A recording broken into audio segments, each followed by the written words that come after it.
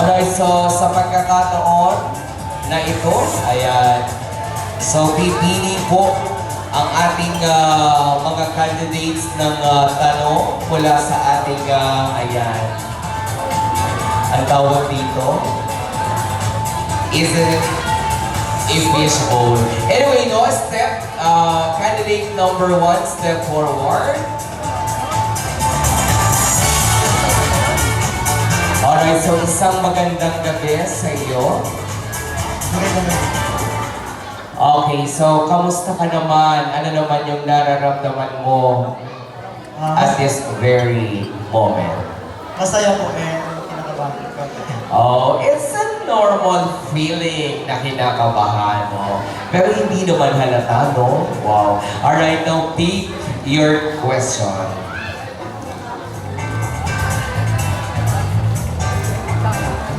Alright, your question is, let me read.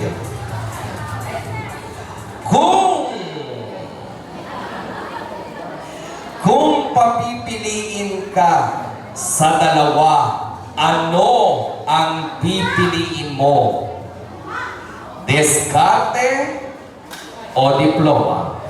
Again, kung papipiliin ka sa dalawa, ano ang pipiliin mo?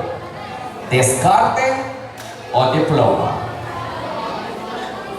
Magandang gabi po sa ating lahat.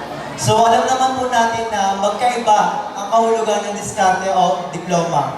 Diskarte is a form of action and ang diploma is a form of knowledge. So alam naman po natin na pag tayo nag-a-apply ng trabaho, kung mag-a-apply man po tayo ng nurse, is kailangan natin ng diploma. Kung mag-a-apply tayo ng pagiging isang teacher, is need natin ng diploma. So, para po sa akin, kaya-kaya naman po natin abutin ang diploma habang tayo dumidiskarte. Yun lamang po. Maraming salamat. Alright, maraming salamat. Candidate number 1.